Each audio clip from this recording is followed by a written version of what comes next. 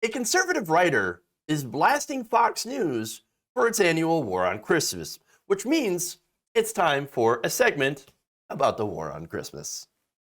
Over the years, we've taken on the role of protecting the federal holiday of Christmas. They don't use the word Christmas because it's not politically correct. There are some Americans who are offended by any reference to Jesus Christ. Do you realize that Starbucks wanted to take Christ and Christmas off of their brand new cups? That's why they're just plain red. They'll say Happy New Year, and they'll say other things. In fact, do you realize that Starbucks isn't allowed to say Merry Christmas to customers? There's a full-out war on faith in this country by the other side. We're saying Merry Christmas again. That's right. It's that time of year again, where Fox News pulls out the annual war on Christmas and blames the left for destroying the holiday of Christmas, or if a Republican is president, blaming the left for attempting to destroy Christmas and failing, and taking credit for protecting Christmas. Yes, of course. Now, what's funny is that everybody knows that the war on Christmas is an absolute joke. Even certain conservatives who think it's ridiculous. In fact, on Wednesday, writing for the Bulwark, a conservative columnist and Weekly Standard alumnus, Jim Swift, decided to go after the attempt to continue this so-called war. And of course, they're going to do that by, first of all, Fox News has been talking about, and I've showed you videos like this before, blaming supply chain issues on Biden, solely on Biden, not on coronavirus, not anything else, just on Joe Biden and his quote-unquote socialist policies, blaming those supply chain issues and saying, I can't believe you're not going to get this, you're not going to be able to do the commercialisms this Christmas because of Joe Biden. You should be so very, very mad. Okay? And also talking about what I'm going to show you later here, because there's a video where Fox News is going to talk about how there's not enough Santas. Yes. In fact, here's what Swift writes. First, on Fox News yesterday, Dana Perino and Bill Hemmer were joined by guest Mitch Allen, founder of a company called HireSanta.com, best known for having been featured on Shark Tank. Allen, who was dressed in green like an elf, of course, told the Fox host about the dreaded problem of St. Nick's scarcity. Demand is, according to his figures, up 121% compared to pre-pandemic levels. And let me just show you that segment because it's fun. Thanks to a growing shortage of Santas, HireSanta.com reports a 10% decrease in Santas this year versus a year ago, despite a 121% increase in demand. Mitch Allen's the head elf at HireSanta.com. He came dressed for the part. He's live in Fort Worth. Mitch, nice to see you. I saw the story and I said, man, even Santa doesn't want to work in this economy. That's not really the case. Tell me what you're up against.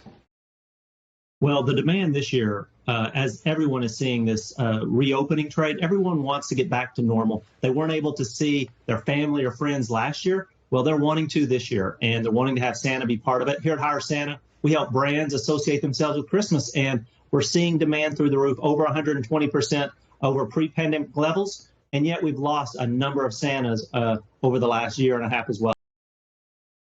Oh my God. Santa shortage. How will we ever survive as a country without fake mall Santas? Now, who's to blame for this atrocity? Well, the RNC has an idea. They're blaming Joe Biden. The RNC, the Republican National Committee, clipped this segment out, put it on Twitter. They said this. Fox News reports the nationwide Santa shortage affecting Americans this Christmas under Joe Biden. Oh, no.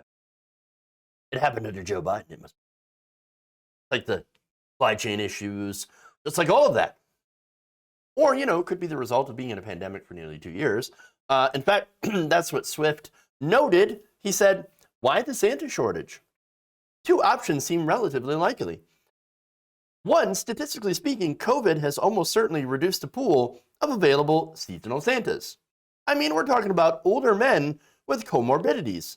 And two, the remaining potential Santa employment base might be a little leery of a part-time hourly gig that involves potentially hundreds of unvaccinated kids hopping on and off the jolly old lap.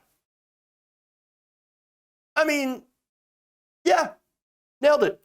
Now, again, this is a conservative who is getting it right. So, yes, very, very true. So now, can some blame be extended towards Joe Biden for the length of the pandemic? Maybe.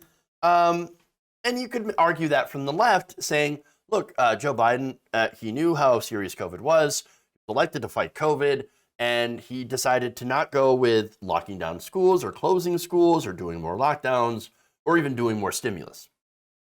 Okay, that's a fair criticism. Definitely a fair criticism. That said, I don't think he can do a lot without Republican votes. That is, unless he fights to get rid of the filibuster. That would involve him getting Joe Manchin and Kyrsten Sinema in line, which he could certainly do. He could use the bully pulpit. He could tell Joe Manchin, by the way, hey, your daughter, Heather Bresch,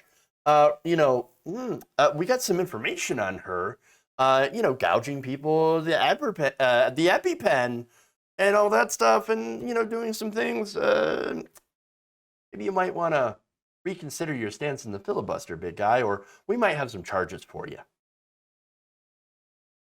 I mean, that's playing hardball, but again, Joe Biden does not play hardball. That strength is not a Joe Biden trait.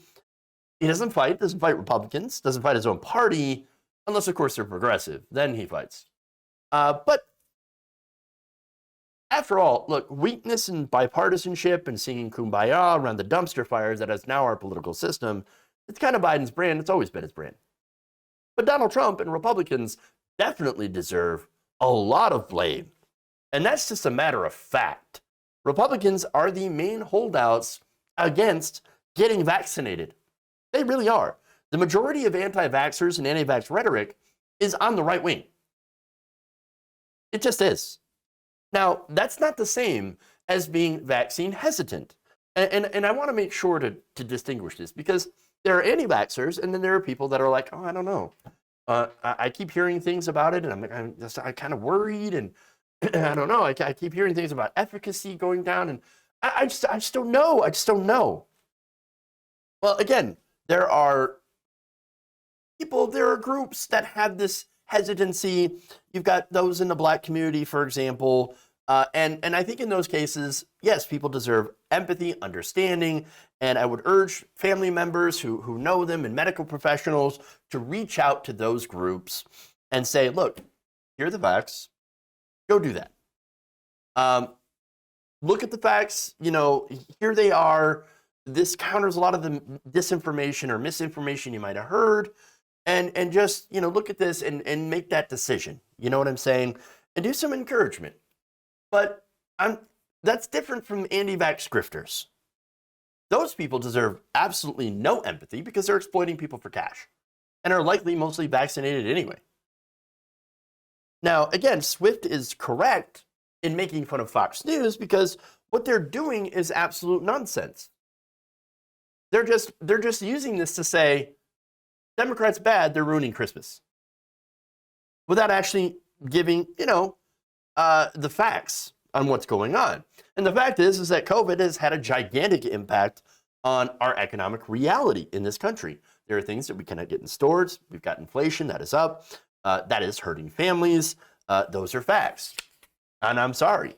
But it's also a fact that Trump had allowed the virus to propagate in the United States and spread through his terrible responses. And that Republicans and corporate Democrats also used COVID in order to redistribute trillions of dollars to large corporations and banks. The banks got $6 trillion in liquidity from the Federal Reserve. The Blackstone Group literally took money that they received from the government, from government handouts, and they decided to invest it in thousands of single-family homes. Why? Well, that was so that they could corner the rental market and make money. Guess what?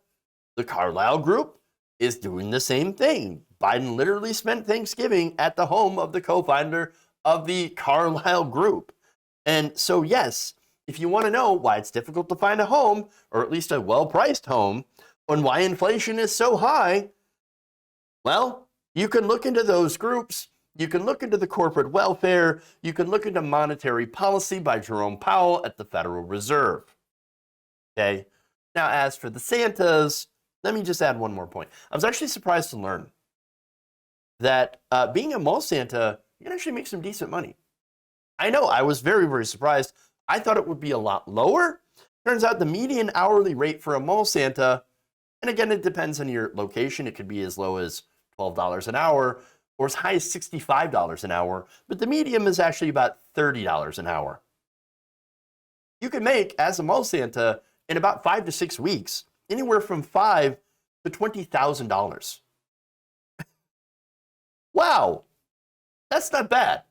That's not bad at all. And by the way, obviously, the longer you've been doing it, the more you get paid, usually. Again, you can make up to $65 an hour for just seasonal work.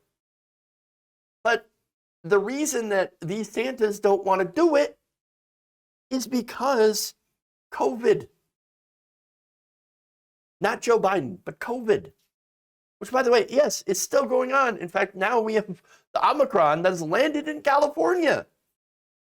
And so now we have to learn about, how bad Omicron might be, how infectious it is, and how the vaccines, if there's any hit to the efficacy of vaccines. Those are things that we are going to have to find out that scientists are already looking into. And so it's that. It's not the policies of Joe Biden. Now, I want to show you just a couple of fun Twitter responses to the RNC, right? One person adds, I wonder what could have happened in the last 2 years that would have killed off a ton of fat old guys and made the rest scared to deal with the general public. It is a puzzler, certain. Another person adds, man, I wonder if there was a recent worldwide phenomenon that disproportionately killed older, heavier dudes. Another person adds to that, and an organization that discouraged older, heavier dudes from taking any precautions to avoid that phenomenon. Yes, it is a puzzle. Only we could figure it out. If you enjoyed this video, please give us a like and share with your friends. You can subscribe and help out the channel by becoming a patron. It's patreon.com/Jeff Waldorf, or you can become a channel member as well by hitting the join button below.